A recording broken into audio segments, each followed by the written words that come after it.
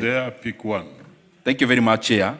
And I think even as we talk about valuation, valuation cannot just be the summation of the assets alone, Honorable Speaker, because whatever we are doing here is towards privatization. And towards privatization, one of the ways is through initial public offering.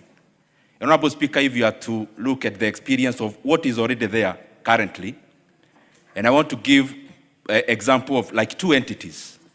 One is an entity like KenGen, Honorable Speaker, where if you look at the assets of KenGen, the rightly valued is actually close to 500 billion shillings. But if you look at the valuation of the company itself in the market, it's less than 65 billion Kenya shillings. Honorable Speaker, on the same, if you look at an asset, for example, like Kenya Re, which has already gone through the full, the whole road and is already listed, or the whole path. Honorable Speaker, the net assets of such a company, if you actually do the assets minus liabilities, the net asset is actually 51 billion shillings. But if you look at the valuation of the company in terms of the market capitalization, it is less than 17.5 billion as of today. Honorable Speaker, if you look the same and compare a company like Kenya Power, which has assets of over 350 billion Kenya shillings, but the valuation of the company as of today is below 25 billion Kenya shillings. Honorable Speaker, that calls us to actually look at what do we call assets.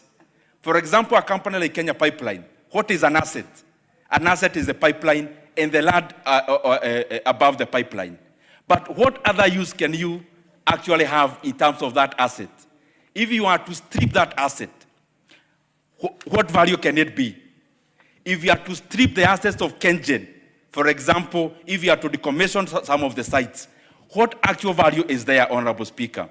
And I'm just trying to say that when we talk about valuation of this company, a summation of assets alone cannot account as the real value of that company, Honorable Speaker. But I want to support the fact that we need to keep on updating the valuations of this company in all perspectives, so that as we transition these companies, Honorable Speaker, we transition the real value, so that ultimately when they are out there for people to participate in terms of buying them, Honorable Speaker, there is the real value, but there is also the intrinsic value. But the real value, Honorable Speaker, is the revenue you get out of these assets, Honorable Speaker. The value I'm talking about, and I'm sorry to almost give a speech on this, the companies, for example, I've given, Honorable Speaker, when you look at the investors, investors are not interested in terms of what are the assets. Investors are more interested with how much value in terms of revenue do these assets derive. I submit, Honorable Speaker. Very well, good contribution. Becoming also during the second reading, we are missing those contributions. Okay, let me hear the leader. When the leader raises his voice there, then he comes Thank first. you, Proceed, Chair. It's good you have pointed out to my brother, Honorable Ndindi Nyoro, that we're in third reading, or committee of the whole house, not in second reading. And it's important to hear some of these things during second reading. But, and also, to just point out, this is the government-owned enterprises bill, not the privatization one. The privatization one, we finished with it some time back.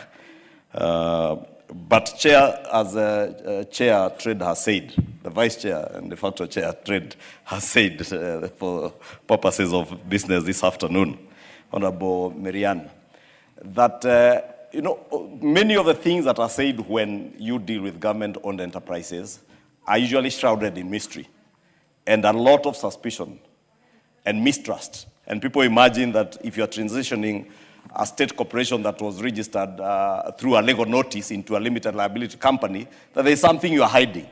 And I think this particular amendment on Schedule 4, and actually the whole of Schedule 4, is coming or was designed to give guarantee or create trust with the public and even members of staff of these organizations. If you go through that schedule, it is even speaking to issues that touch on staff, those who are serving as directors, as chairmen of boards in those particular state corporations, that they will not be negatively affected by this transition to limited liability companies when and if this bill is approved.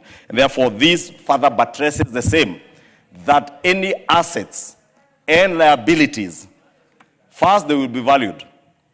And an auditor, either appointed by the Auditor General or the Auditor General herself, we audit these state corporations or state agencies, government-owned enterprises, to ensure that the values being transitioned into the company are as accurate as they could ever be. And therefore, Honorable Speaker, this is just to assuage those who view everything done with mistrust or with suspicion, that the openness that has been added by the Finance Committee, and I must congratulate the Finance Committee for adding this particular one, because Schedule 4 assets and liabilities, that even if there are loans that have been guaranteed to these corporations, they must come out at the time you are transitioning. And I beg to support. Very well. Two more interests there. Let's make them brief. Honorable. Thank you, Honorable Chair.